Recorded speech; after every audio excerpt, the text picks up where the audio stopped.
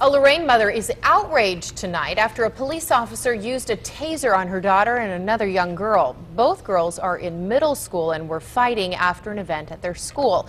The Ohio News Network's Kristen Severance talked to the mother and the girl, and Chris joins us now live with the story. Alicia, this police report shows a Lorain patrolman saw a group of girls fighting in front of Whittier Middle School. He told them to stop, and when they didn't, he used his taser on a 13 and 15-year-old girl.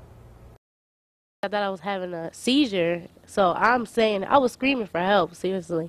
This 13-year-old Lorain girl wasn't having a seizure. She was being stunned in the back by a police officer's taser gun, something her mother said should never happen to girls that young without weapons. He was a man 3 times the size of both girls.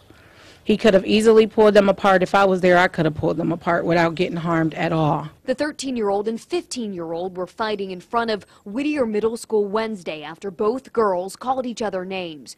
Reports show an officer told them to stop.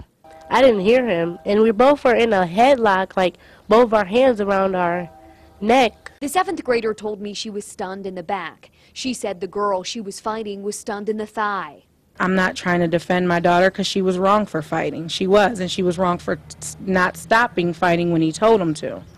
But I still think that other measures could have been taken before he reached a taser. The mother is now filing a complaint against the officer.